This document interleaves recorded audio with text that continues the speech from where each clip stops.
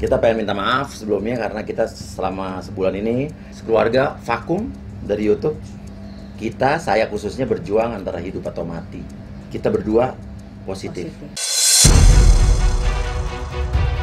Pucet, mukanya pucet, bibir pucet, mata ke atas, terus jatuh. Ya pada gue nangis sampai gue takut. Gue udah mikir gue takut meninggal. Assalamualaikum warahmatullahi wabarakatuh guys. Waalaikumsalam. Kita pengen minta maaf sebelumnya karena kita selama sebulan ini sekeluarga vakum dari YouTube. Dari media sosial juga. Kita nggak ada di manapun karena Sampai di TV juga enggak ya? ada kejadian yang sangat besar, mengerikan, menyeramkan Dan sangat menyedihkan. bagi keluarga kita. Kita kena musibah, kena cobaan, yang dimana cobaan itu saya khususnya berjuang antara hidup atau mati. Tanggal 10 Januari kemarin, saya mengalami demam, nggak enak badan. Nggak tahu kenapa pada saat itu saya udah berpikir ini kena COVID nih. Saya bilang Astrid, gue kena COVID nih. Enggak. Ya kan? Ya. Karena kenapa aku bilang nggak mungkin, bukan nggak mungkin, maksudnya nggak kena, karena kita tuh protokol kesehatan kita tuh luar biasa. Iya, kita tuh ketat sama masker, kadang-kadang pakai masker double. Betul. Cuci Kita tangan. swab aja, PCR swab tuh kadang-kadang 2 minggu sekali, kadang-kadang 10 hari sekali. Yes. Dan itu kita sekali PCR swab tuh semua loh, tim YouTube, sampai supir, sampai istri supir, sampai asisten, semua ikut rombongan.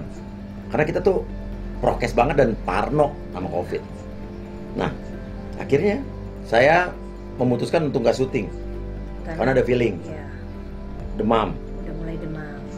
Nah, habis itu kita swab besoknya, keluar hasil, Astrid yang ngabarin, kita berdua positif. Saya nggak enak. Saya langsung udah berpikir gimana caranya. Saya ke rumah sakit untuk ngecek CT scan sama ke dokter paru. Periksa darah, cek darah. Oke, kita ke sana tapi CT scan saya paru-parunya aman pada saat itu. Kita pindah apartemen ke unit lain, isolasi mandiri lantai lain.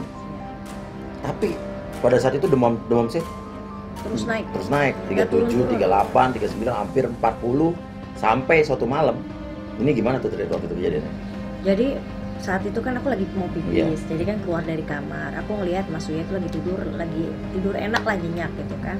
Pas aku keluar, mungkin dia bangun kaget nyariin aku kan. Lo Astrid di mana? Tiba-tiba dia keluar dari kamar dan tiba-tiba bener-bener jatuh. Dia sambil teriak-teriak, Astrid. Aku keluar dari kamar mandi, aku pegang tangan kamu, kenapa ini aku di sini.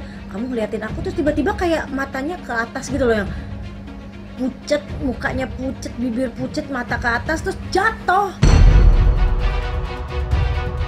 Ya Allah, yang bangun, yang sadar. Aku sampai kayak gitu, sampai wah udah nangis deh, udah bangun. Alhamdulillah Mas Uya kebuka matanya, aku kenapa? Enggak, kamu harus sadar, Panas tinggi tuh. Pas sampai aku 39 lebih ya. Aku cek langsung kan badannya panas, aku Iya. cek 39 sekian. Aduh, aku udah langsung saat itu juga aku telepon dokter. Aku bingung, aku harus melakukan Dokter apa? malam itu nggak bisa datang tuh. Nggak bisa, karena kan udah jam berapa? 11-12 malam pada saat itu. Kan Mas Uya lanjut tidur lagi. Itu aku tidak bisa tidur. Aku cuma ngeliatin dia aja. Aduh, jangan sampai panasnya makin tinggi karena memang udah dikasih obat penurun panas. Turunnya sedikit, tapi setidaknya turun kan. Tapi itu di situ aku nggak bisa tidur, aku ngeliatin dia sampai aku mau bikin appointment buat besok untuk dokter datang. Datang dokter besok. Ya. Itu dokter datang beserta timnya pakai APD semua, itu 3 orang dulu. Sampai gue diinfus kanan kiri tuh di apartemen. Vitamin, Tapi pada saat itu saturasi oksigen gue terus menurun di bawah 90. Akhirnya dokter hands up, ini harus di rumah sakit. Dok, bagaimana ini? Apakah saya harus ke rumah sakit, harus ke gawat darurat atau bagaimana? atau memang bisa isoman aja gitu. Dokternya bilang saya sendiri takut kalau Mas Uya di rumah. Itu kita nelponin rumah sakit yang kita kenal aja, kita nggak dapet, kita nggak bisa masuk rumah sakit. Bingung nggak ada rumah sakit, akhirnya kita ada di teman kita nolong kita masuk satu rumah sakit, dan di situ kita masuk, alhamdulillah langsung dapet kamar. Gimana kejadian masuk rumah sakitnya gue udah nggak inget sama sekali, itu nggak inget sampai udah membaik, gue udah mulai sadar enakan. Itu gue nanya Mas Astrid, kita di rumah sakit udah berapa lama? Dia baru 2 hari ya, kata Astrid udah berapa? Udah 5 hari, 6 hari. Hah? Gue ingetnya baru 1-2 hari. Jadi gue bener lupa.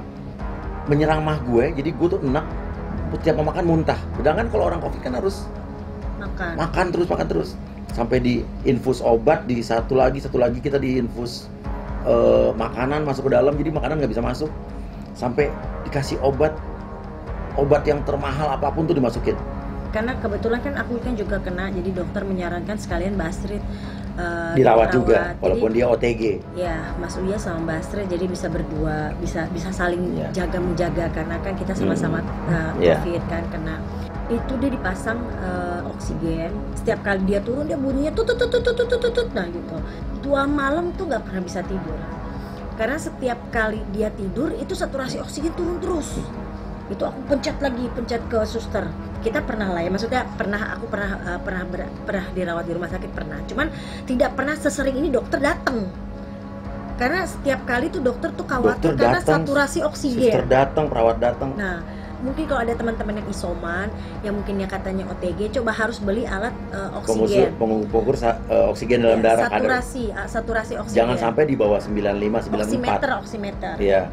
Gue waktu itu udah di bawah 90. Banyak orang yang nggak tahu isolasi mandiri di rumah, dia ngerasa baik-baik aja, tapi dia nggak tahu kalau kadar oksigen dia turun dan sampai akhirnya telat. Akhirnya dibawa ke rumah sakit. Jadi ini pelajaran nih, oximeter tuh perlu untuk orang yang kena COVID. Habis itu masuk obat ke dalam darah tuh sakit, sampai nangis. Gue tuh nangis, setiap hari nangis, saking sakitnya itu obat masuk ke dalam darah. Itu perih banget, kayak disayat-sayat. Dari malam sampai pagi itu baru selesai tuh obat, itu kita nggak bisa tidur. Jadi ini penyakit yang kejam, penyakit yang nggak seperti orang bilang biasa-biasa aja. Orang bilang nih, penyakit COVID gampang, tinggal isolasi mandiri di rumah. Itu untuk orang yang tanpa gejala. Tapi orang yang tanpa gejala pun hati-hati loh. Nah, ya, paru-paru kita, itu juga pasti pengaruh. Pengalaman aku, karena kan aku OTG. Aku OTG, nggak berasa apa-apa. Tapi ketika di scan, ketika dicek ke rumah sakit, scan paru-paru, ternyata ada kabut putih di dalam paru-paru. Nah, waktu gue CT scan pertama kali, masalah. Itu kan perbersih paru-paru. Dalam waktu 3 hari kemudian, paru-paru udah putih semua. Nah. Setelah gue sembuh pun, itu masih ada sisa flek-flek putih, kabut-kabut di paru-paru, dan itu butuh waktu lama. Jadi obat paru-paru gue itu, nah ini namanya saturasi oksigen gue 98. Ini normal nih guys. Kemarin gue tetap di bawah 90. Hati-hati loh. Yang kena COVID harus punya alat ini untuk waktu isoman juga harus. Ini isoman. Kalau saat lo udah di 92, lo mendingan pergi ke rumah sakit atau apapun lah. Pas kita di rumah sakit nih, kita ke belakang lagi, itu kita dengar mbak kita satu kena. Pindah mereka bertiga yang pada negatif. Yang negatif. Satu lagi mulai ada gejala, swab lagi, Cinta Nino ikut swab lagi, mbaknya positif. Mereka tinggal berdua, Cinta Nino berdua, anak sekecil itu mesti berdua tinggal, nggak ada orang tua, dan kita nggak bisa dihubungin selama berapa hari karena handphone juga gue nggak bisa megang handphone.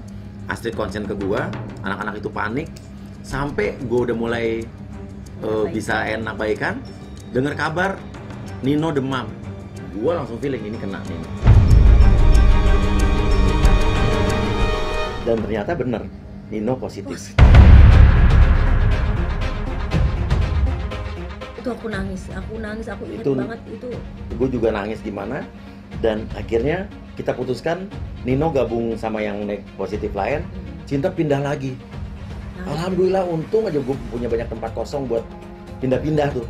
Cinta sendirian dan Cinta di situ nangis kejer karena Cinta itu kan orangnya sensitif ya. Dia punya sixth sense, dia bisa ngerasain yang enggak, dia penakut, takut karena dia takut digangguin, dia sendirian tinggal. Dia nangis, gue ikut nangis. Dia bilang, "Ma, aku takut sendirian, ini aku gimana? Masa aku sendiri, gak ada yang nemenin." Nah itu di situ aku Kita nangis bareng. Pokoknya gimana Kak, tapi kamu harus kuat, kamu harus Karena yang nggak terbaik, mau. karena Astrid sempat bilang apa kita bawa ke rumah aja, rumah ada mertua Ada gue. mertua, mama Gue nggak ada. mau membahayakan orang. Udah dia sendiri, demi kebaikan tinggal sendiri. Biarin Cinta nangis, gue harus kuat. Dia tinggal sendiri dan anak kecil itu juga nggak tahu tinggal sendiri, nggak ada orang, nggak ada teman.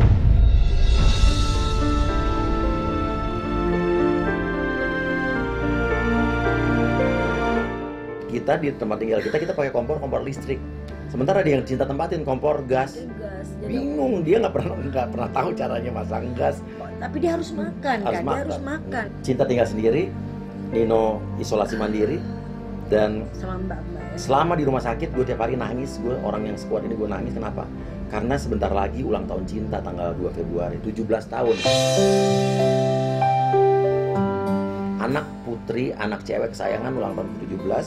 Gue udah menyiapkan kado buat dia, surprise buat dia, tapi semua berantakan. Dan itu yang membuat gue tiap hari nangis. Gue ngebayangin tanggal 2 Februari itu anak gue Cinta ulang tahun 17, tapi nggak ada keluarganya, nggak ada orang tuanya.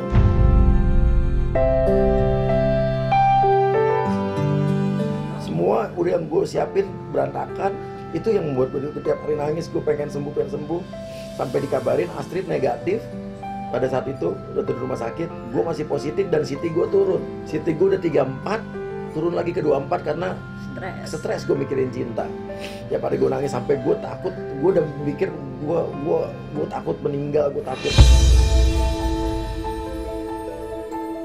Tapi alhamdulillah tim dokter, tim rumah sakit semua memberikan yang terbaik buat gue. Gue dinyatakan boleh pulang. Tapi pada saat itu Nino masih positif. Gue memutuskan untuk nemenin Nino, Astrid nemenin Cinta di apartemennya. Astrid udah negatif juga. Dan lo tahu berapa hari kemudian kita swab lagi, Astrid positif lagi guys. Sementara dia udah nemenin Cinta, udah sempat ulang tahun Cinta, ada Astrid di situ. Astrid ngungsi lagi balik ke tempat gua.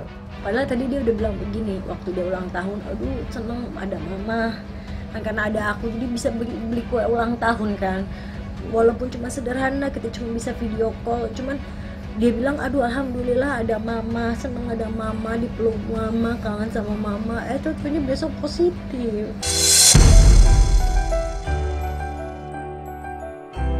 Habis itu yang bikin sedih, kita udah nggak menyiapin apa-apa. Cinta nyewa gaun. Dan dia bilang apa? Aku cuma mau ke Mampus ulang tahun kemana? Ke McDonald. Hah? Udah Cin, di hotel apa aja deh nanti sama teman-teman kamu. Dia sama teman-temannya bertiga. Tapi ya, gue orangnya parnoan. Semua teman kamu suruh swab dulu. Papa bayarin, swab semua. Sampai negatif, ke McD. Sampai sana di telepon, McD-nya tutup Pak. Udah jam 7, pada saat itu masih ada PPMKM, PPSBB apalah itu. Akhirnya dia drive thru. Gue ngebayangin gimana sedihnya Cinta. Dia udah punya angan-angan ulang tahun bersama keluarganya, tapi dia nggak bisa. Itu yang bikin gue sedih. Tapi nggak apa-apa lah. Intinya adalah Cinta anak yang hebat, luar biasa. Dia mampu melewati ini. Dan sampai akhirnya kita mendapatkan kabar kita negatif semua. Kita negatif lagi keluarga. Pas saat negatif itu pun gue nggak izinkan Cinta untuk langsung balik ke kita. Kita sampai pastikan lagi, kita disinfektan semua, disemprot dulu segala semua. macam, dan akhirnya kita bisa kumpul lagi bersama Cinta. Tapi kita berterima kasih Tuhan memberikan cobaan ini sama kita. Jadi kita bisa introspeksi diri bahwa saya yang seketat ini pun, saya yang keluarga kita yang sangat protokol kesehatan sangat luar biasa ketat aja masih bisa kena. Dan satu pelajaran lagi, pada saat saya di rumah sakit, saya baru melihat semua TV pakai masker. Padahal pada saat itu, pada saat sebelumnya, saya ngotot ke TV-TV kalau syuting harus pakai masker, tapi mereka nggak mengizinkan, harusnya pakai face shield aja. Tapi pas saya, Billy jadi korbannya, Billy juga kena. Pada saat di rumah sakit saya didapat kabar kena. Itu baru kedengeran, baru saya ngeliat semua TV harus pakai masker. Kenapa nggak dari dulu? Intinya masker itu perlu. Penting. Dan intinya jangan sampai kena COVID. COVID itu mahal. Mau tahu guys, ini bukannya apa ya? Biaya rumah sakit gue selama 9 hari 130 juta sekian. Astrid 103 juta. Mahal guys. Jadi jangan main-main. Jangan bercanda sama penyakit ini. COVID ini berbahaya. Efeknya gila. Sampai sekarang gue aja masih suka ngos-ngosan. Sholat makin kadang-kadang suka gemeteran. Dan jangan bilang bahwa COVID ini berbahaya sama orang-orang tua atau orang yang punya penyakit bawaan aja. Temen gua kemarin umur 32 meninggal guys. COVID 32 umurnya. Ini gua sengaja buat video ini. Kalau orang lain menutupi, ada orang yang menutupi dirinya kena COVID. Kalau gua enggak, gua mau ngomong demi kalian semua. Ini pelajaran buat kalian semua. Ini penting biar kalian belajar dari pengalaman kita.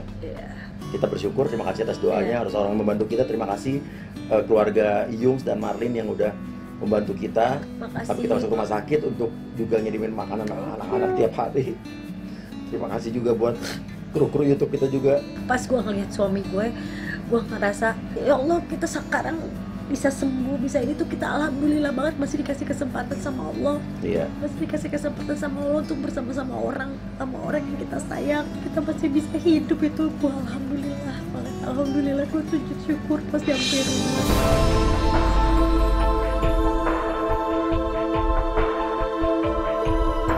Terima kasih. Assalamualaikum warahmatullahi wabarakatuh.